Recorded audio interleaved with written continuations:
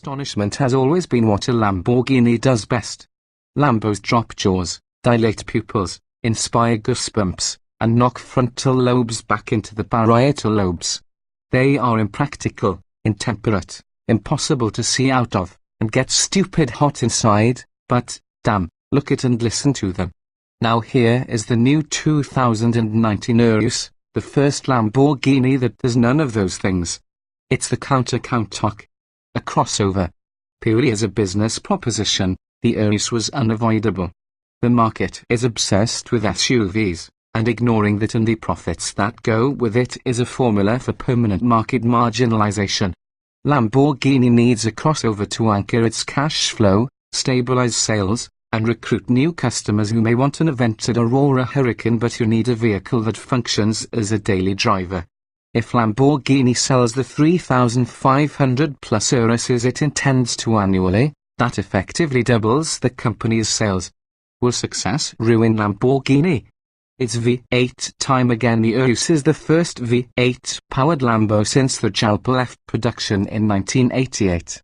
But while the Jalpa's 255 horsepower 3.5-litre V8 was an independent Lamborghini design, the Urus is a product of the Volkswagen Group and leverages the assets of the massive corporation.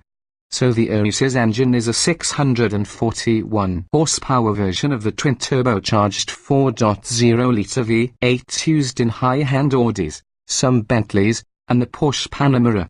Lamborghini vaguely claims that diamond tweaks including specific cylinder heads have been applied, but the V8 is assembled at a Volkswagen plant in Hungary and shipped to Lamborghini as a complete unit. It's not as charismatic as the Huracane's V10 or as intimidating as the Aventador's V12, but the Hungarian V8 under the Urus's hood defines the vehicle's character. Lamborghini has fitted it with an exhaust system that burbles with menace even at idle and snarls ferociously under load as it approaches its 6,750 revolutions per minute red line. The twin-scroll turbos between the cylinder banks endow it with low-end thump. Unlike any previous Lamborghini's engine, they've all been naturally aspirated until now. There's 627 lb-ft of torque between 2,250 and 4,500 revolutions per minute, and plenty below and above those 2 points, so the 8-cylinder endows the Urus with a responsive muscularity that's as mesmerizing as a Lamborghini engine should be. Even though it runs unlike any previous Lambo engine. The V8 feeds a version of ZF's familiar 8-speed automatic transmission that can be manually shifted using trigger-like paddles behind the steering wheel. In turn, it sends torque to a torsion center differential that can dispatch up to 70% of the thrust to the front axle or a maximum of 87% rearward. But the real trick is the torque vectoring differential at the rear that coordinates with a rear wheel steering system to add nimbleness at all speeds. Shared genes what the VW Group gene pool gives, it also takes away. The Urus uses the same large SUV platform used for Audi's Q7 and upcoming Q8, the Bentley Bentayga, and the Porsche Cayenne. In the universe of SUV engineering there's nothing wrong with VW's ML-Bevo platform, but it is engineered primarily to Audi's preferences, with the engine hanging out forward of the front axle line. Beyond the obvious weight bears concerns, it necessitates a blunter nose than maybe even the Euro market regulations would have required and structural hard points that are more blocky than sleek. The Urus's body shell is built at the same plant in Bratislava, Slovakia, where the Q7 and the Cayenne are assembled, and then it's shipped to Lamborghini's new Urus assembly line in Sant'Agata, Italy, with its mostly aluminium skin already painted. From there, Lamborghini assured us, everything is assembled by hand by genuine humans.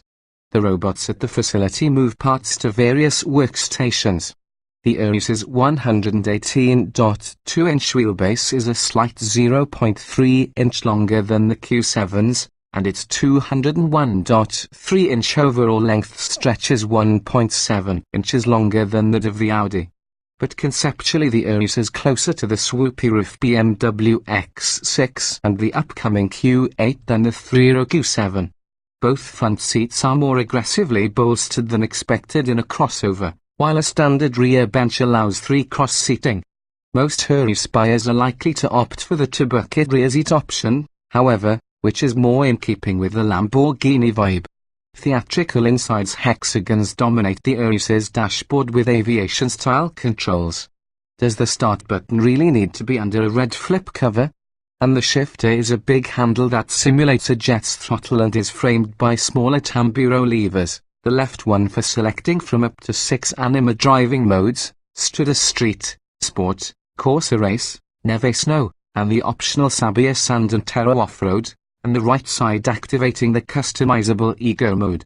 Think of it as Jungian on the left and Freudian on the right.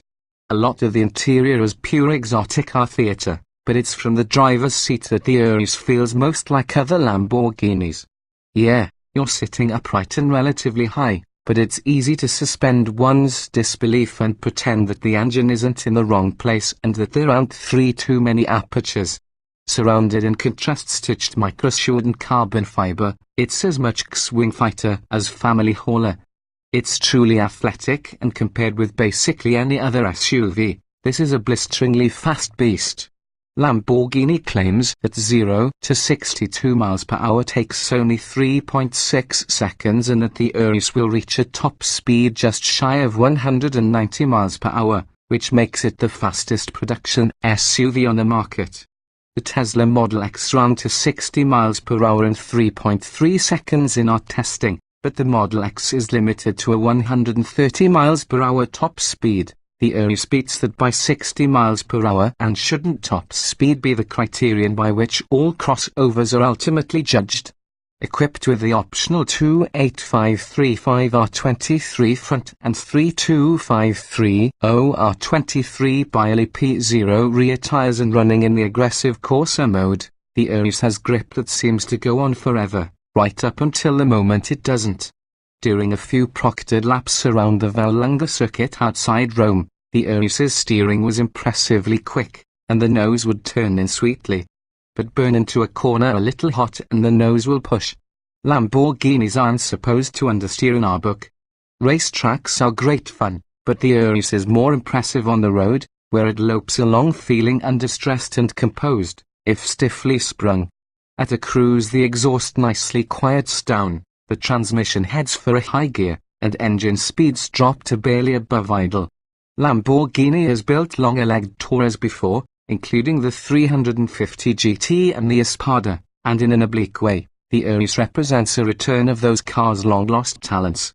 Beyond that, the Urus also brings back some of the ability of the legendary LMO02 SUV that Lamborghini built in the late 1980s and early 90s.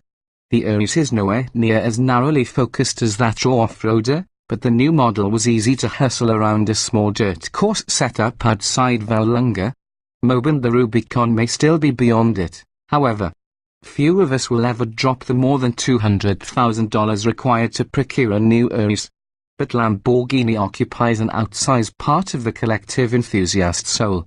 If the Urus succeeds and allows the company to create more spectacular machines as it stares down the electrified future, it will have served all our dreams well, and will have done for its maker what the Cayenne and now the Panamera have done for Porsche. A Lamborghini is a Lamborghini because Lamborghini says it is, yet it's tough to imagine any teenager having a poster of an Urus up in their room. But it's easy to imagine their very rich parents having a real one in the garage.